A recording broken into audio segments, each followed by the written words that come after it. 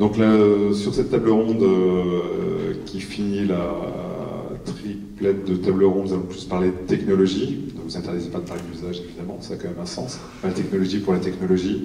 Donc on pourrait prendre le même plan que tout à l'heure, tout en laissant l'introduction au grand groupe Total, comme nous avions préparé. Maintenant que c'est tout préparé, il ne faut pas que je rate l'intro. Bonjour à tous, bonsoir à tous plutôt. Peut-être un regard sur l'innovation que l'on a aujourd'hui. J'ai un retour que je vous fais. On penche sur une évolution de l'innovation qui est plus une innovation responsable. Les constats, on les a fait les mêmes que vous. Il y a une évolution technologique, il y a une évolution de rapport à l'énergie, où tout le monde veut produire sa propre énergie, pouvoir en disposer. Voilà, et puis donc il y a une évolution de la valeur aussi qui est générée, parce que c'est plus dans l'aval. Le regard qu'on a et qui change l'innovation, qui va être plus responsable et dans ce sens-là plus réactive et plus intégrée, c'est que ces transformations créent 3 types de paradoxes qu'on a déclinés. Un paradoxe d'apprentissage, est-ce que j'apprends pour pouvoir appliquer ou j'applique et après j'apprends? Il y a un paradoxe d'organisation, c'est-à-dire est-ce que je fais du vertical ou du transverse ou du matriciel, ou il y a d'autres systèmes. Voilà. Et puis, donc c'est un paradoxe d'organisation, un paradoxe de performance, est-ce que je fais du court terme ou du long terme. Voilà.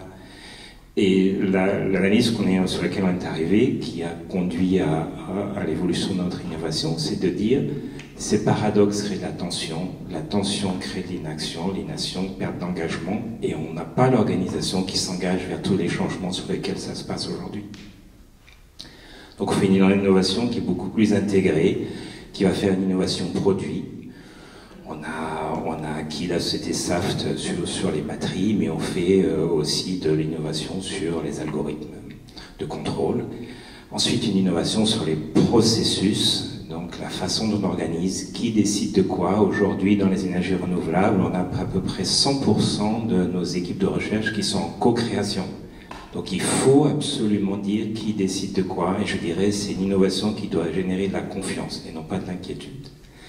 Voilà. Et puis après, une innovation de service qui nous permet de réagir justement à ce qu'on a besoin en Afrique. C'est pas la même chose qu'on a besoin en Europe. Donc une innovation intégrée. Et le deuxième regard que je voulais donner, c'est sur une innovation plus réactive pour essayer de mieux gérer l'incertitude. L'incertitude, c'est le même effet. Et donc il y a 2 types d'incertitudes qu'on essaie de traiter. L'incertitude du marché, et c'est-à-dire le nombre d'itérations qu'on va avoir besoin de faire sur une technologie pour qu'elle arrive sur le marché, le time to market. Et ce que l'on fait, c'est qu'on met beaucoup de ressources pour essayer, pour tester, pour dire quelles compétences j'ai besoin pour régler mes problèmes. Et là, on est très très ouvert, et voilà, je fais peut-être le mot là-dessus sur l'ouverture vers les startups, qui sont un peu notre réseau par défaut. C'est ce que les sciences neurologiques ont analysé, c'est la capacité de chacun, tout d'un coup, quand on sort complètement de notre point d'attention, tout d'un coup d'avoir de nouvelles idées, de se projeter. Et c'est un peu les visions qu'on a des startups et de la collaboration qu'on a, donc j'espère que ça commence à se propager, qu'on est très très ouvert à des changements d'idées, à se mettre dans d'autres contextes pour pouvoir innover et réagir à cet environnement d'incertitude.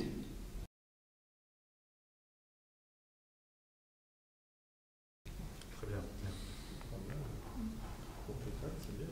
Merci beaucoup. Ouais, c'est ça. C'est un peu ça. Donc passons la parole à Laurence, qui est une start-up, assez jeune start-up, qui a peut-être un rôle un peu systémique effectivement sur un marché que tu vas pouvoir nous décrire. À toi. Très bien. Laurence Ramplément, je suis la fondatrice de Percé. On est positionné sur l'hydrogène.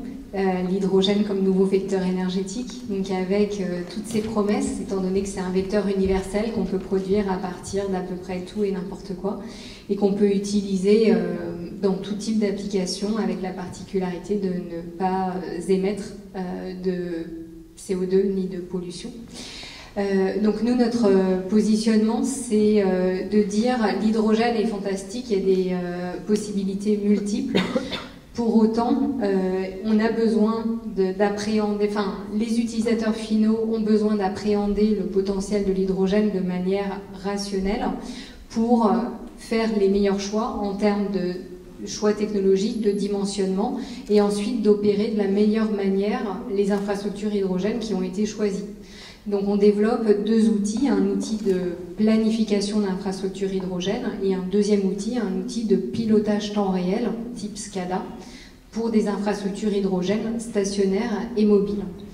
Et je voudrais juste partager une leçon, enfin Thierry Lepère disait on change la vie des gens, et moi l'expérience que j'ai tirée des 4 années de Percé, c'est que finalement c'est les gens qui changent leur vie. Et venir avec des outils qui ont la vocation d'apporter la meilleure solution pour les gens, en fait, in fine, c'est la meilleure solution qu'on pourrait penser dans une vision un petit peu Big Brother, et peut-être pas celle qui est perçue par les gens dans leur système, dans leur vision des choses.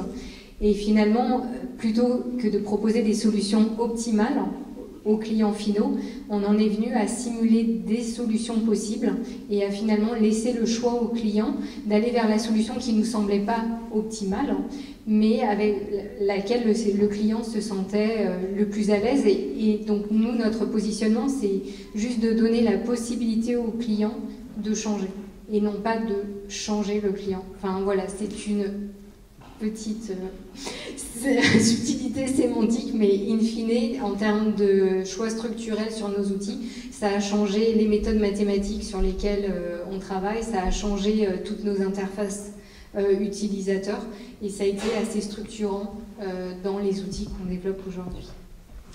Merci pour cette présentation et ce témoignage. Benjamin, à toi maintenant. Toi aussi, finalement, je ne l'ai pas dit pour Laurence, mais vous avez comme particularité d'être assez costaud en termes de construction sur la partie data science. Donc à toi de nous présenter. Bonjour à tous, je représente la startup DC Brain. DC Brain, on est une jeune startup. On a créé un logiciel basé sur des technos d'intelligence artificielle dédié aux problématiques de gestion de réseaux complexes, donc des réseaux d'élect, de gaz, d'eau, etc. L'idée, c'est que ces réseaux se complexifient avec la notion de smart grid, avec la notion de producteurs-consommateurs, etc. En revanche, les outils qui permettent de mieux opérer ces réseaux n'ont pas forcément évolué, ou en tout cas pas évolué. Et en tout cas, ces outils ne permettent pas d'optimiser ces réseaux, en particulier parce qu'ils n'exploitent pas les bases de données ou toutes les données qui remontent de ces réseaux. En fait, les réseaux, ce sont des entités bien instrumentées, il y a de la donnée. Les grands gestionnaires de réseaux n'ont pas attendu l'IoT pour placer des capteurs et instrumenter ces infrastructures. Et nous, on utilise ces données pour savoir en temps réel ce qui se passe, pour identifier des anomalies, pour faire de la modélisation de réseaux, etc. Et ce qui est vraiment intéressant, c'est ces nouvelles technologies au global dites de Big Data. Ça change véritablement les processus et les modes de fonctionnement, les organisations, les process de nos clients. Et ça, c'est vraiment, je rejoins tout à fait vos propos sur le besoin de proposer, de laisser au final nos clients, c'est-à-dire les utilisateurs finaux, choisir, paramétrer eux-mêmes des outils, se créer leurs propres interfaces, être beaucoup plus à l'aise avec globalement des outils assez modernes et assez complexes, leur laisser le choix et la possibilité de se faire leur écosystème dans lequel au final ils ont un vrai confort d'utilisation. Très bien, merci beaucoup. Jérôme arrive parfaitement pour son tour. On était sur la première question sur la présentation des startups, sur leur positionnement. C'est sans doute des 3 startups la plus ancienne, qui a pivoté sur le nom. Solaire 2G pour ceux qui s'en souviennent. Maintenant Dualsun. Est-ce que tu peux nous expliquer effectivement ce qu'est Dualsun aujourd'hui, ce que fait Dualsun? Oui, tout à fait. Merci beaucoup de m'accueillir ce soir. Désolé pour le retard, j'arrive de Marseille à l'instant. Dualsun, donc c'est une société qui est basée à Marseille. Ça fait plus de 8 ans qu'on existe maintenant, donc pour certains, on n'est plus vraiment une start-up. Et nous avons développé une technologie de panneaux solaires hybrides. C'est-à-dire que nos panneaux solaires produisent à la fois de l'électricité comme des panneaux photovoltaïques classiques et vont capter par leur face arrière de l'eau chaude, la chaleur qui est produite par les cellules photovoltaïques pour chauffer l'eau dans le bâtiment. Donc notre produit est vraiment dédié au marché du bâtiment. On travaille en prescription auprès de grands bureaux d'études du bâtiment pour qu'ils intègrent nos technologies initialement dans les projets de construction. On est vraiment sur l'autoconsommation à la fois de l'électricité et de l'eau chaude sur le bâtiment et on arrive à doubler voire tripler l'énergie produite par mètre carré de panneaux sur les toits des bâtiments qui ont besoin d'eau chaude. Les applications les plus adaptées à l'hybride, ça va être le chauffage de piscine, où il y a des énormes besoins d'eau chaude, le chauffage d'eau sanitaire, et puis certains couplages avec de la géothermie dans des pays plus au nord. Est-ce que sur les 8 dernières années, il y a eu un pivot très important ou il n'y a pas eu de réel pivot très fort, pas trop perceptible pour les gens d'extérieur? Alors, depuis le début, on se concentre sur ce produit PVT, photovoltaïque thermique. C'est vraiment notre fil rouge et on le développe. On a sorti plusieurs versions du panneau pour améliorer sa compétitivité. Notre compétiteur principal, ça va être le photovoltaïque. Les prix diminuent énormément. Donc il faut qu'on arrive à amener un kilowattheure qui est plus compétitif que le kilowattheure du photovoltaïque. Donc on a un surcoût sur le panneau qui doit baisser aussi vite que le prix du watt-crête photovoltaïque. Donc on se concentre beaucoup sur la techno, le produit qu'on a breveté. Après, l'approche du marché a effectivement beaucoup évolué. Aujourd'hui, on se place à l'export en tant que vendeur de panneaux plutôt en marque blanche auprès de grands groupes qui font du solaire thermique depuis longtemps. Et en France, on est beaucoup plus proche de nos clients. Ça nous permet d'apprendre beaucoup à leur contact. Donc on va sur la zone de Marseille quasiment jusqu'à faire l'installateur parce qu'on apprend énormément. Donc en termes de business model, on a une approche très locale pour apprendre notre produit, le faire évoluer au contact du client. Et puis je pense que notre marché est à l'export, on a une vraie traction dans d'autres pays que la France. Et donc là, on y va plutôt en marque blanche, mais grâce à notre connaissance locale, on arrive à être pertinent, quoi. D'accord. Je regarde ma montre, effectivement, donc on est plutôt proche de la fin et un petit peu après la fin. Donc pareil que tout à l'heure, si on pouvait avoir un petit mot de complément sur du financement par exemple, sur un mot-clé, sur une projection sur 2017 qui n'est pas encore à la moitié, et sur 2018. Je vais commencer par Laurence, et puis peut-être qu'on terminera par Total pour un mot de conclusion et peut-être un mot vers l'Assemblée aussi. Oui, pour nous, le mot-clé, c'est bus. Alors, des bus hydrogène, il n'y en a pas en France, mais l'Union européenne, avec sa méthode rouleau compresseur bien connue, fait qu'il y a des commandes pour 500 bus en Europe. Donc, on a des vraies flottes de bus opérationnels à l'hydrogène qui sont en train de se déployer en Allemagne, en Norvège, etc. Et donc la problématique bus, avec une station de recharge hydrogène alimentée par de l'électricité, c'est qu'on vient combiner une problématique power, gaz et mobilité, avec des enjeux pour un opérateur de bus qui tourne sur des aspects opérationnels, sur des aspects de routing, sur des aspects environnementaux et sur des aspects énergétiques, coûts énergétiques. Et donc pour nous, par rapport à l'outil de pilotage temps réel d'infrastructure hydrogène, c'est un use case qui est clé et sur lequel on est en développement actuellement et pour lequel on cherche des clients tests pour pouvoir réaliser des démonstrations d'ici la fin de l'année. Merci, bonne chance. Benjamin.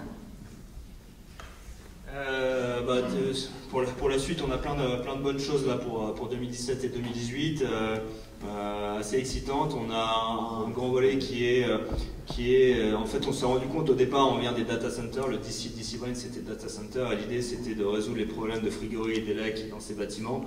Et en fait, plus on a avancé, plus on s'est rendu compte que des réseaux, il y en avait partout. Donc on a commencé à travailler avec Enedis, GRDF, avec la RATP, la SNCF, avec Total.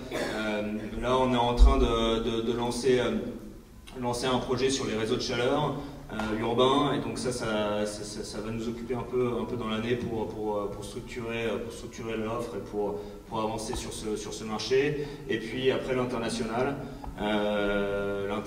parce que forcément on a une bonne traction en France, on a envie de tester le marché assez rapidement en Europe d'abord, en Europe proche.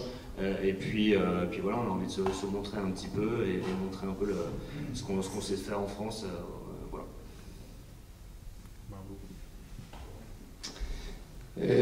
On a, je dirais, deux enjeux principaux. Il faut qu'on arrive à consolider notre présence locale auprès, comme je le disais, des bureaux d'études prescripteurs, parce qu'on les accompagne dans la réalisation de projets, et ces projets commencent à sortir. Donc maintenant qu'ils deviennent concrets, il faut qu'on arrive à ce qui se passe le mieux possible. Et puis ce développement à l'export dont j'ai parlé, le panneau hybride Dualson, à mon avis, est le plus pertinent sur toutes ces installations thermosiphon qu'on peut voir dans les pays un peu plus chauds que la France. Donc c'est des installations très diffuses, mais où on a l'habitude de chauffer l'eau avec un ballon sur le toit. Et l'idée, c'est de remplacer ces panneaux thermiques traditionnels par nos panneaux hybrides PVT. Et là, on commence à arriver sur ce marché, et je pense qu'il y a un vrai potentiel.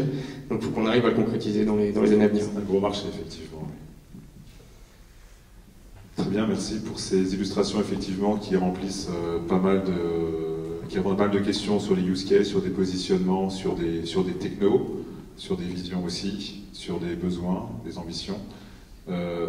Marc, chez Total, comment est-ce que vous percevez ces startups? Qu'est-ce que vous attendez des startups présentes ici ou qui pourraient nous voir sur Twitter ou sur LinkedIn? À vous le mot de la fin. Le mot serait le mot confiance. On est tous des individus qui avons des choix, des envies. Je pense qu'il faut être porté par ça. Et je pense qu'il faut vraiment aller vers l'autre et avoir cette confiance, ce respect mutuel de la capacité d'influence. Et ce que je trouve extraordinaire, c'est justement cette conviction que si on est capable de changer la façon dont on s'organise, dont on décide pour arriver à une création de valeur dans l'incertitude, et ben, ce qui s'ouvre à nous est vraiment fantastique. Et je suis très très confiant pour ma part pour cette évolution. Et merci de vos sollicitations très ouvertes et diverses. Merci beaucoup. Bon, ça me paraît très bien tout ça. Plein d'optimisme de part et d'autre. Merci à tous.